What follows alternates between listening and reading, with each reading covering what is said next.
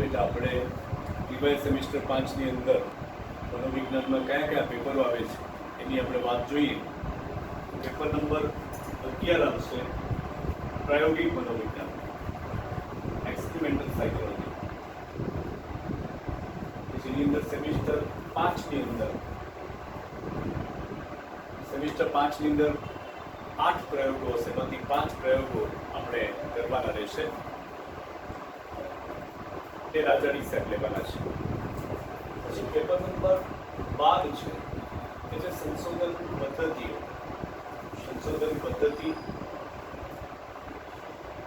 અને આંકડાશાસ્ત્ર.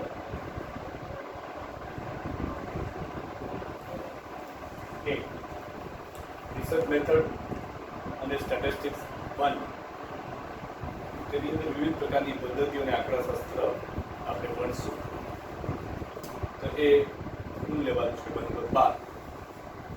પછી paper number 13 છે શરીરલક્ષી મનોવિજ્ઞાન, ફિઝિયોલોજી.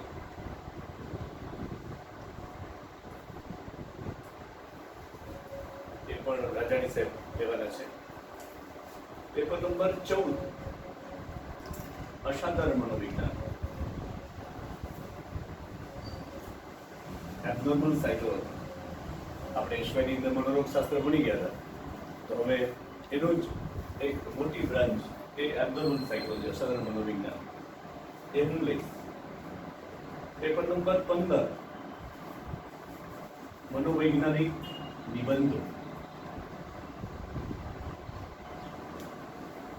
મનોવૈજ્ઞાનિક નિબંધો છે એ પણ 5 નિબંધો આપણે ભણવાના છે. એમાંથી 2 આપણે લખવાના રહેશે. 70 માર્કનું પેપર હોય તો 35 માર્કના 2 નિબંધ આપણે કરશું. એ પણ હું લઈશ. અને પેપર નંબર 16 ની વાત કરીએ તો શૈક્ષણિક મનોવિજ્ઞાન, એજ્યુકેશન સાયકોલોજી, એ સર લેવાના છે. તો આ 6 પેપરની વાત આપણે કરી ગયા. 11 થી 16 પેપરો આપણે ભણવાના છીએ. હવે એમાંથી જે પેપર હું લેવાનો છું એ પેપરના કોર્સની વાત આપણે કરી લઈએ, જેથી તમારી પાસે એ ક્લિયર થાય કઈ બુક્સનો ઉપયોગ કરો, કયું રેફરન્સ બુક લેવી.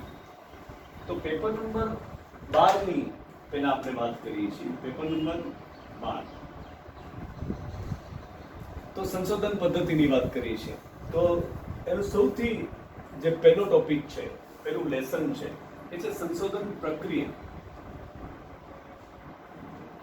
Research process. સંશોધન પ્રક્રિયા આપણે શીખવાના છે. તો સંશોધન પ્રક્રિયામાં કયા કયા મુદ્દાઓ છે એ પણ આપણે જોઈ લઈએ. તો સંશોધનની વ્યાખ્યા, સ્વરૂપ, સોપાનો, પગથિયા, સ્ટેપ્સ, કેવી રીતે સંશોધન કરાય છે. વૈજ્ઞાનિક સંશોધનની વાત કરી ત્યારે એક પછી એક પગથિયા ચડતા જવાના છે, લેતા જવાના છે, અને દરેક પગથિયા છે એકબીજાને અસર કરે છે. સંશોધનના સોપાનો અને સંશોધનનું મહત્વ, શા માટે આપણે સંશોધન કરીએ છીએ, તો એ ફર્સ્ટ લેક્ચરની અંદર આવશે. પછી જે બીજું જે પ્રકરણ છે એ છે પ્રાયોગિક પદ્ધતિ.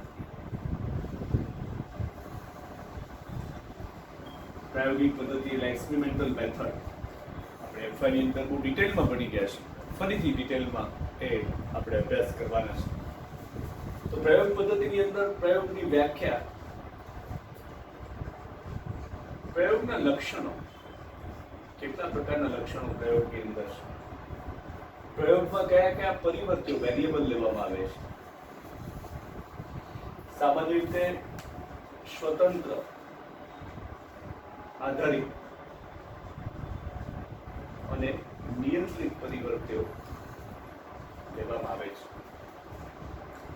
પછી પ્રયોગ કાર્યના સોપાનો, એટલે જે પ્રયોગ કરવાનો છે એના પણ સ્ટેપ્સ છે, પગથિયા છે. કેવી રીતે પ્રયોગ કરવામાં આવશે, પ્રયોગ કાર્યના સોપાનો, સ્ટેપ્સ.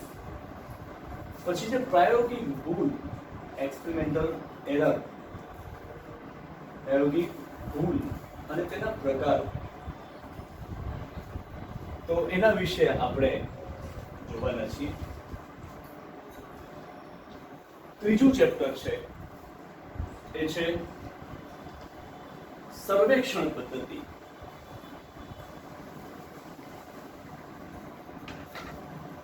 ત્રીજું ચેપ્ટર છે સર્વેક્ષણ પદ્ધતિ. આપણે ખ્યાલ છે કે મનોવિજ્ઞાનમાં લોકો પાસેથી વિવિધ વિષયો અંગેની માહિતી એકત્રિત કરવા માટે જુદી જુદી પદ્ધતિઓ ઉપયોગ કરે છે. તેમાં ત્રીજી પદ્ધતિ છે સર્વેક્ષણ પદ્ધતિ. તો એમાં આપણે અંદર એના વ્યાખ્યા, સ્વરૂપ, એના હેતુઓ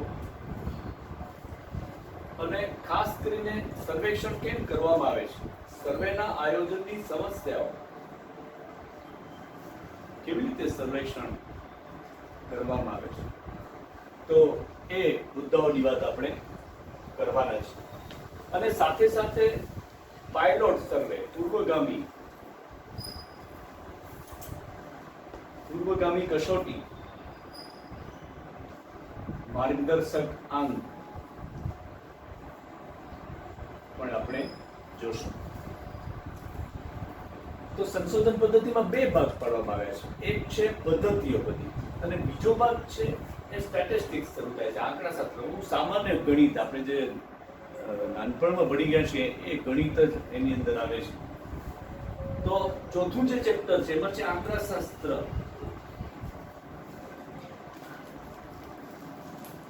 તો એની અંદર છે આંકડાશાસ્ત્રની વ્યાખ્યા, સ્વરૂપ, એની ઉપયોગિતા. આપણે જ્યારે પ્રયોગ કરવાના છીએ ત્યારે પ્રયોગનું જે પરિણામ છે એ આંકડાશાસ્ત્રીય પદ્ધતિઓ દ્વારા આપણે મેળવી શકીએ છીએ. એટલે પ્રયોગો અને આંકડાશાસ્ત્ર એકબીજા સાથે સંકળાયેલા છે, તો જ આપણે તારણ મેળવી શકીએ વિશ્વસનીય. તો વ્યાખ્યા, સ્વરૂપ, ઉપયોગિતા. પછી લગભગ કિંમતો, એપ્રોક્સિમેટ નંબરનો આપણે અહીંયા અભ્યાસ કરવાના છે. પછી જુદા જુદા પ્રાપ્તાંકો, ખંડિત અને અખંડિત પ્રાપ્તાંકો.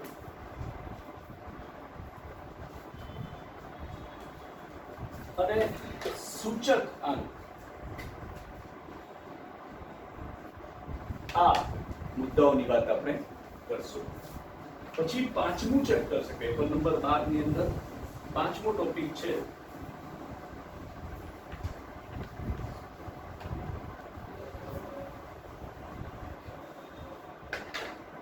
આવૃત્તિ વિતરણ.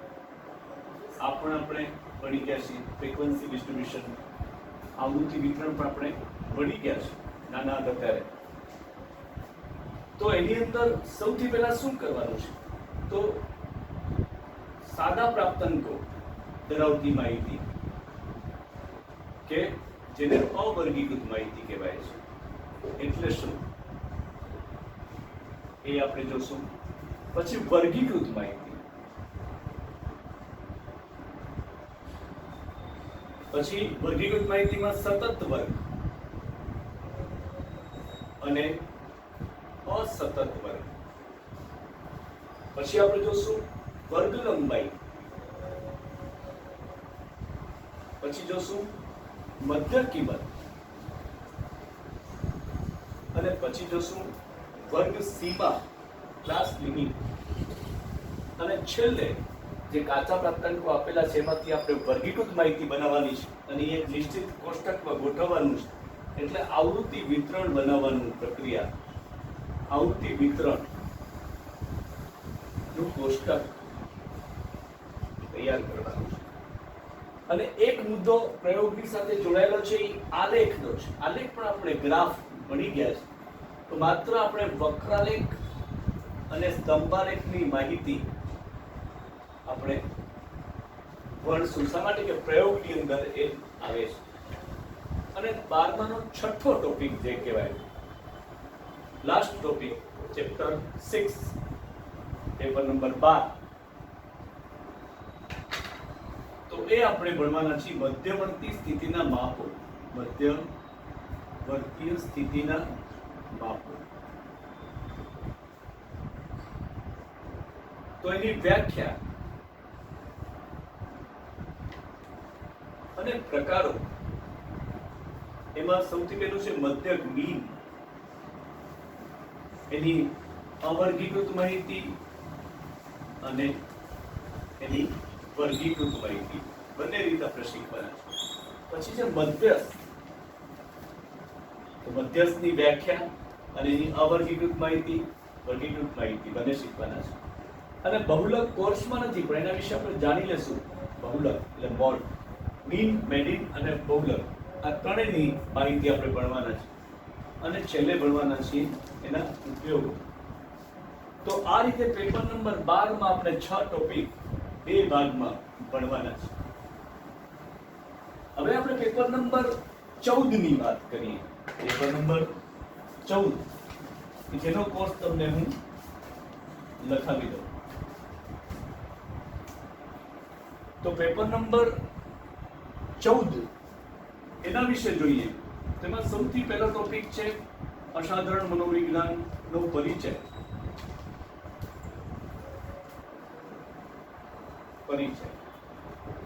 તો એમાં સૌથી પહેલા સાધારણ અને અસાધારણ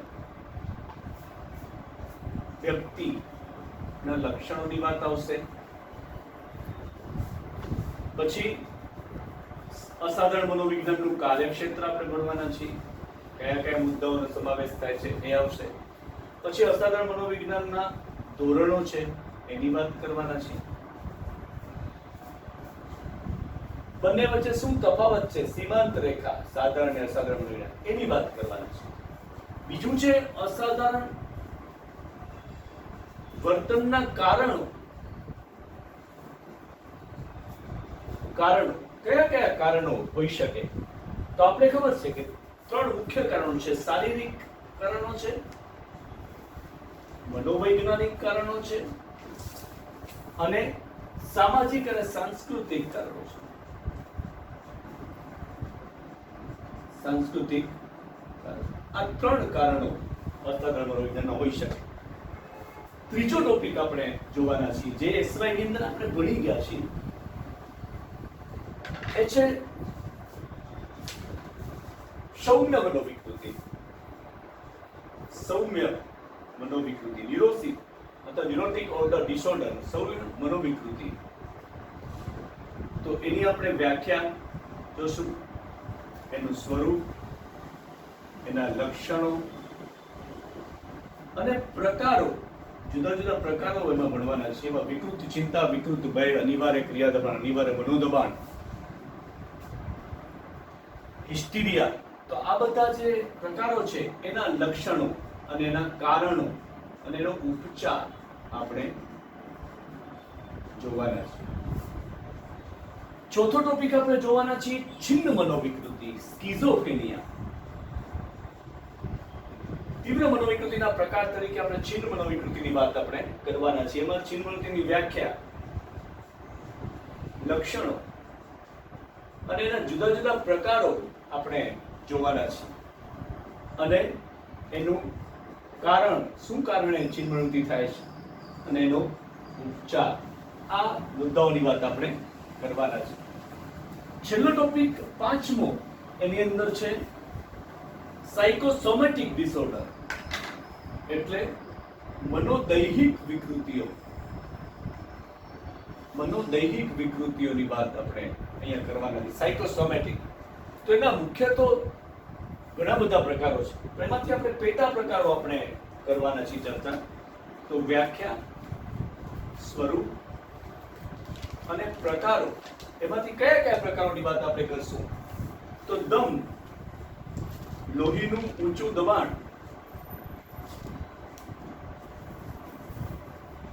આધાશીશી અને જઠરમાં ચાંદુ.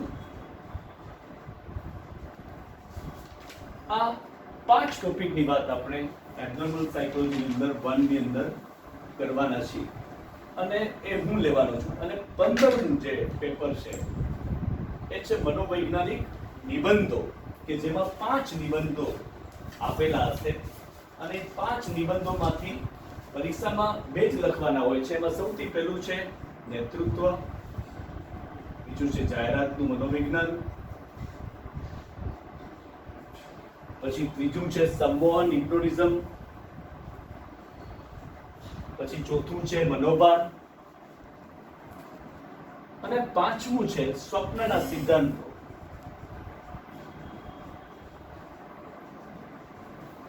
તો આ બધાની આપણે ડિટેલમાં ચર્ચા કરવાના છે. 3 પેપરોની વાત મેં તમને કોર્સ સાથે કરી. આ ત્રણે જે પેપર છે એ બહુ મહત્વના પેપર છે અને ટીવાયની અંદર આપણે સિન્સિયરલી એ ભણવાનું શરૂ કરશું. હવે થોડીક વાત એ કરી દઈએ કે જ્યારે આપણે આંકડાશાસ્ત્રની વાત શરૂ કરીએ છીએ ત્યારે પાયાની વાત જો આપણે શીખવી હોય અથવા જાણવી હોય તો આપણે ખ્યાલ જ છે, છતાં પણ એક નાની વાત આપણે જોઈ શકીએ છીએ કે ગુણાકારનો નિયમ બહુ નાનપણમાં આપણે શીખી ગયા છીએ, પણ આ શીખવું જરૂરી છે. તો સૌથી પહેલા એની વાત કરીએ તો એનો નિયમ છે. દાખલા તરીકે એક કિંમત આપેલી છે કે +4 ગુણ્યા +3 -8 ગુણ્યા -2 આવી રીતે આપેલું. તો ગુણાકારનો નિયમ શું કહે છે કે જ્યારે સમાન નિશાની હોય ત્યારે એ બંને વચ્ચેનો ગુણાકારનો જે જવાબ છે એ હંમેશા ધન આવે છે. બંને સમાન નિશાની, કા પ્લસ પ્લસ કે માઇનસ માઇનસ, તો plus plus plus minus minus plus. તો અહીંયા આવશે 4 તેરી 12 પણ +12 આવશે. અહીંયા આવશે 8 દુ 16 પણ +16 આવશે, કારણ કે નિશાની સમાન છે. તો સમાન નિશાની વચ્ચેનો જે ગુણાકાર છે એનો જવાબ હંમેશા ધનમાં આવે છે, પ્લસમાં. બીજો નિયમ એવો છે કે એક પણ નિશાની જો અસમાન હોય, જુદી હોય, એક પ્લસ હોય અને એક માઇનસ હોય, તો તેનો જવાબ હંમેશા ઋણમાં આવે છે. પ્લસ માઇનસ માઇનસ, 3 6 18 તો -18, 4 તેરી 12 પણ -12. શા માટે? કે નિશાની અસમાન છે. તો અસમાન નિશાની હોય, અસમાન નિશાની, તો એનો ગુણાકારનો જવાબ છે હંમેશા ઋણમાં આવે છે. આ એક મેમરાઇઝ કરીએ કે સમાન નિશાનીનો ગુણાકારનો જવાબ હંમેશા ધન આવે, plus plus plus, minus minus plus, અને અસમાન નિશાનીનો જવાબ હંમેશા ઋણમાં આવે, minus plus minus, plus minus minus. એક દાખલો આપણે ઉદાહરણથી જોયો.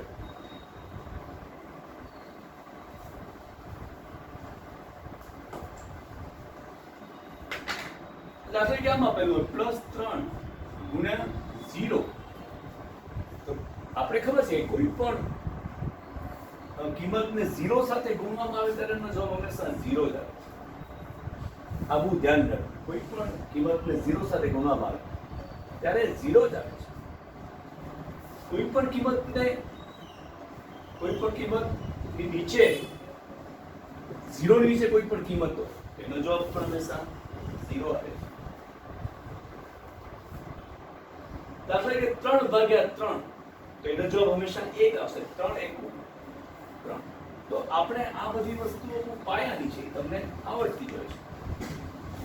ગુણાકારના નિયમની વાત કરી કે એના સાથે બીજો એક નિયમ પણ આપણે શીખી ગયા છીએ, જે અત્યારે સ્ટેટિસ્ટિક્સમાં પાછો જરૂરી બનશે. બીજો નિયમ છે સરવાળા બાદબાકીનો નિયમ. સરવાળા અને બાદબાકીનો નિયમ. આ બહુ જૂનું આપણે ભણી ગયા છે. અત્યારે યાદ કરી, કારણ વિદ્યાર્થી કહેતા હતા કે ટીવાયની અંદર આવડતી અમને ગણિત આવડશે જ નહીં. ગણિત આવડતું નહીં, ગણિત સાવ સરળ છે, એટલે આપણે આરામથી ગણિત શીખી શકાય છે.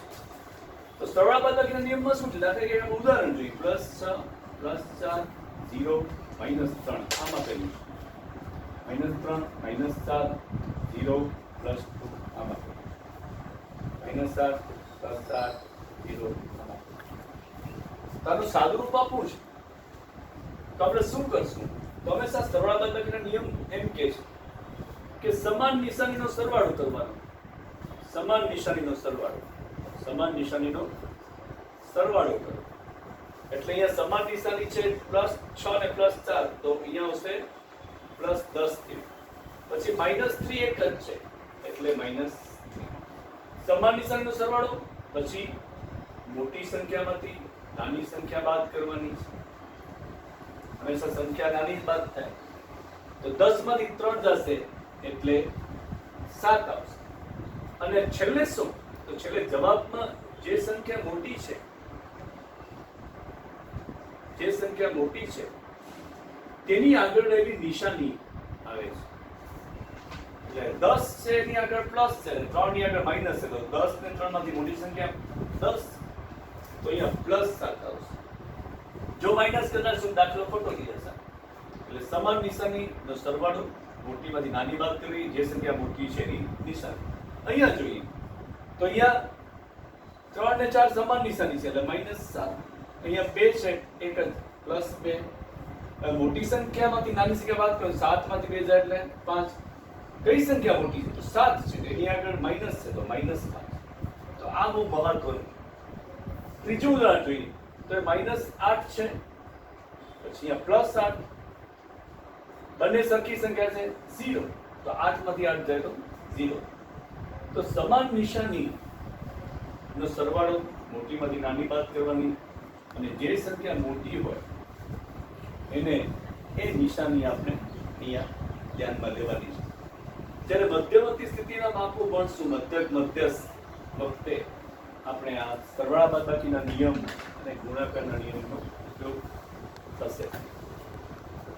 -7 +8 +14 -18. જોઈએ આપણે અહીંયા સરવાળો કરીએ, 20 3 18.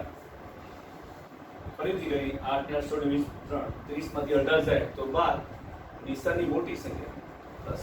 આ આપણે ધ્યાનમાં રાખવાની વાત ગણાય. છેલ્લી વાત એક આપણે કરી લઈએ કે આપણા શાસ્ત્રમાં જટિલ ગણતરીઓ આવે છે. તો જટિલ ગણતરીને સરળ બનાવવા માટે, સરળ રૂપ આપવા માટે લગભગ કિંમતોનો ઉપયોગ કરવામાં આવે છે. લગભગ કિંમતો એટલે દશાંશ ચિહ્ન પછીની બે કિંમતોને ધ્યાનમાં લઈ અને નિયમ પ્રમાણે ફેરફાર કરવામાં આવે છે. કોઈ પછીની બે સંખ્યાઓને ધ્યાનમાં લેવામાં આવે છે અને પછી આગળની સંખ્યાઓ લખવાની જરૂર રહેતી નથી, કારણ કે એ ટૂંકું સ્વરૂપ. તેમાં બે નિયમ છે. જો દશાંશ ચિહ્ન પછીની ત્રીજી સંખ્યા ધ્યાનમાં લેવાની છે, ત્રીજી સંખ્યા જો 5 કે તેથી વધારે હોય તો બીજીમાં 1 ઉમેરવામાં આવે છે. લગભગ કિંમતોનો પહેલો નિયમ શું છે કે દશાંશ ચિહ્ન પછી ત્રીજી સંખ્યા જો 5 કે 5 થી વધારે હોય તો 1 ઉમેરવામાં આવે છે. કારણ કે 30.3486 આમાં પેલું છે તો પહેલી સંખ્યા તો એમ જ લખવાની છે, પછી પોઈન્ટ પછી ત્રીજી સંખ્યા 8 છે એટલે 5 કે 5 થી વધારે છે તો એમાંથી 1 ઉમેરવામાં છે આગળનામાં. 30.32 પછી 0.007 તો ત્રીજી સંખ્યા 5 કે 5 થી વધારે છે 0.01. એટલે જ્યારે પોઈન્ટ પછીની ત્રીજી સંખ્યા 5 કે 5 થી વધારે હોય ત્યારે આગલી સંખ્યામાં 1 ઉમેરવામાં આવે છે અને બાકીની સંખ્યાઓ લખવામાં આવતી નથી. પણ જો દશાંશ ચિહ્ન પછીની ત્રીજી સંખ્યા 5 થી ઓછી હોય તો આગળની બે સંખ્યા એમનેમ લખવામાં આવે છે, એમનેમ મૂકવામાં આવે છે. એમાં કોઈ ફેરફાર થતો નથી, કોઈ ઉમેરાતું નથી. 38.004 તો 38.00 4 5 થી નાની છે એટલે બે સંખ્યા મૂકી દેવામાં આવે છે, અહીંથી આગળ લખાતું નથી.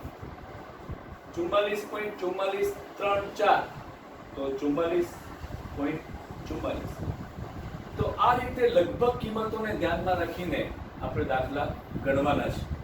જ્યારથી દાખલાનો ઉપયોગ કરશું ત્યારે એપ્રોક્સિમેટ નંબર ઉપયોગમાં લેશું કે દશાંશ ચિહ્ન પછીની બીજી સંખ્યા જો 5 કે તેથી વધારે હોય તો બીજીમાં એક ઉમેરવામાં આવે છે, અને ત્રીજી સંખ્યા જો 5 થી ઓછી હોય તો એમને બે સંખ્યા મૂકી દેવામાં આવે છે, બે સંખ્યા, અને ક્યાંક ફેરફાર કરવામાં આવતો નથી. આ પાયાના નિયમો ગણાય છે. હજી એક વાત આપણે ભેગા ભેગી કરી લઈએ, જે પ્રથમ ચેપ્ટરની પાયાની વાતો છે. ખંડિત પ્રાપ્તાંક. ખંડિત પ્રાપ્તાંક એટલે કેવા પ્રાપ્તાંકો? કે જે પ્રાપ્તાંકો કે જે શ્રેણી અંદર માત્ર પૂર્ણાંક સંખ્યાઓ નો સમાવેશ થાય છે, એવી માહિતી છે એ ખંડિત પ્રાપ્તાંકો કહેવાય છે. આપણે ઉદાહરણ જોઈએ. આપણે ઉદાહરણમાં કહીએ કે ભાઈ ક્રિકેટમાં રનની સંખ્યા, તો રનની સંખ્યા છે એ શું હોય? તો 1 હોય, 8 હોય, 30 હોય કે 100 હોય કે વધારે હોય, પણ 1.5 નહીં. તો ખંડિત પ્રાપ્તાંકો માત્ર પૂર્ણાંક સંખ્યાઓનો સમાવેશ બતાવે છે. ઘરમાં કુટુંબમાં સભ્યોની સંખ્યા તો 2 હશે, 4 હશે, 8 હશે, 16 હશે, પણ 2.5 નહીં. એવી જ વાત અખંડિત પ્રાપ્તાંકોની છે. અખંડિત પ્રાપ્તાંકો તો જેની અંદર પૂર્ણાંક અને અપૂર્ણાંક બંને સંખ્યાઓ સમાયેલી છે, એવી માહિતી છે એ અખંડિત પ્રાપ્તાંકો કહેવાય છે. દાખલા તરીકે કોઈ પણ વ્યક્તિનું વજન, તો વ્યક્તિનું વજન છે એ 40 પણ હોઈ શકે અને 60.5 પણ હોઈ શકે છે. વ્યક્તિની ઊંચાઈ એ 4 ને 3 પણ હોઈ શકે અને 4 ફૂટ પણ હોઈ શકે. કોઈ પણ વિદ્યાર્થીનું પરિણામ અથવા એની ટકાવારી તો એ 60% પણ હોઈ શકે અને 70.5 પણ હોઈ શકે. તો આવી માહિતી છે એ અખંડિત પ્રાપ્તાંકો કહેવાય છે. એટલે આપણે પાયાની વાત શીખી ગયા કે ગુણાકારનો નિયમ, સરવાળા બાદબાકીનો નિયમ, લગભગ કિંમતો અને ખંડિત અને અખંડિત પ્રાપ્તાંકો, કે જે આપણા ફર્સ્ટ ચેપ્ટરની પ્રાથમિક માહિતી છે.